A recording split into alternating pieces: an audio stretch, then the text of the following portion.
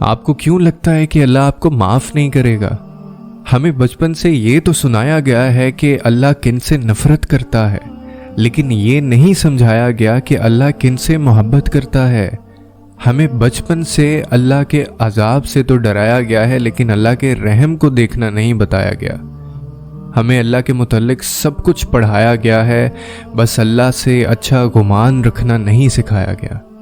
صرف اسی لیے آج میں اور آپ اور ہم جیسے نہ جانے کتنے ایسے لوگ اس کشمکش میں ہیں کہ پتہ نہیں اللہ ہمیں معاف کرے گا بھی یا نہیں کرے گا، پتہ نہیں اللہ ہماری دعائیں سنے گا یا نہیں سنے گا، اور پھر ان کو قبول کرے گا یا نہیں کرے گا۔ اور صرف اسی سوچ میں پھنس کر ہم نے اللہ تعالیٰ کی طرف واپس لوٹنے میں اتنی دیر کر دی ہے۔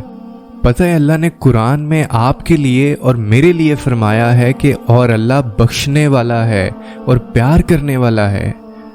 پہلے جب میں یہ آیت پڑھتا تھا تو مجھے لگتا تھا کہ یہ آیت میرے لیے تو بالکل نہیں ہو سکتی، کیونکہ میں اتنا گناہ گار ہوں کہ اللہ مجھے کبھی پیار نہیں کرے گا، کیونکہ معاشرے کے حساب سے تو میرے لیے آیت ہو ہی نہیں سکتی۔ لیکن جب میں نے اس آیت کو سمجھنا شروع کیا تو یہ آیت مجھے اپنی زندگی میں نظر آنے لگی، اور تب مجھے اندازہ ہوا کہ یہ آیت تو اللہ نے اپنے گناہ گار بندوں کے لیے خاص بھیجی ہے، یہ آیت تو میرے لیے بھیجی ہے۔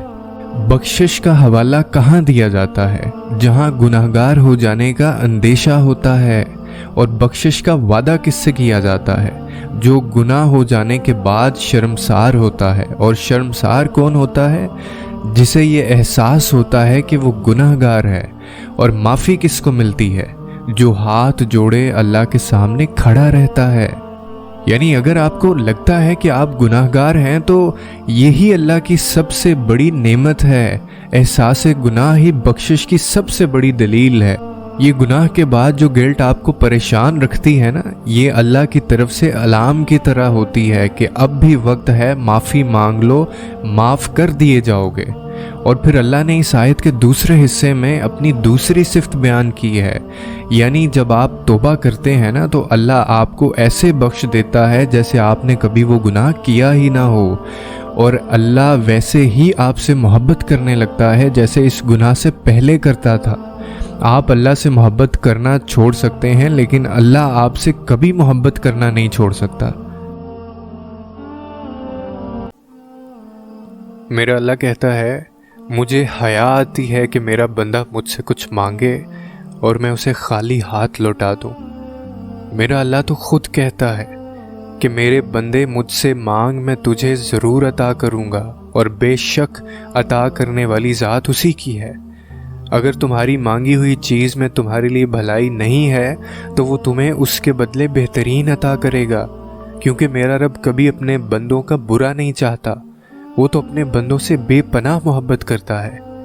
یہ تو ہم ہیں جو اس کی نافرمانی کر کے اپنے آپ کو خسارے میں ڈال لیتے ہیں۔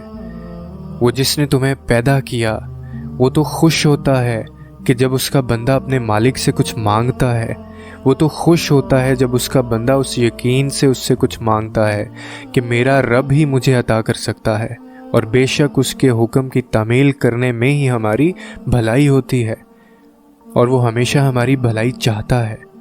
میرا رب ہی مشکل کشا ہے، میرا رب ہی حاجت روا ہے، میرا رب ہی بہترین رازق ہے۔ میرے رب کے فیصلوں سے بہترین فیصلہ کوئی نہیں ہو سکتا۔ اور ہمیشہ یاد رکھنا، وہ جہاں پہ تمہاری سوچ کا اختتام ہوتا ہے نا، وہیں سے اس کے مقدر کا کھیل شروع ہوتا ہے۔ جس کو تم ناممکن سمجھتے تھے اس کو تو وہ ممکن بناتا ہے۔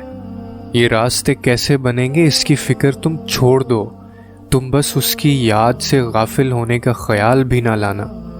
اگر وہ چونٹی کو بھی غیب سے زندگی کا سامان فراہم کرتا ہے تو بس وہ تمہارے لیے بھی ایسی جگہوں سے راستے کھولے گا جہاں سے تم گمان بھی نہیں کر سکتے۔ صرف فرق اتنا ہے کہ منزل کبھی کبھار تمہاری چاہت کے مطابق نہیں ہوتی، یہ تمہیں لگ رہا ہوتا ہے، لیکن وہی منزل کبھی کبھار تمہاری چاہت کے مطابق ہوتی ہے۔ لیکن راستوں کا تعین میرا رب اپنی مرضی کے مطابق کرتا ہے، کیونکہ وہ تمہیں عطا تو کرتا ہے، لیکن عطا کرنے کا طریقہ کبھی کبھی بدل دیتا ہے۔ پھر پریشان کس بات پہ ہو؟ اے اللہ کے بندے، وہ رب ہے نا تمہاری پریشانیوں کو دور کرنے کے لیے۔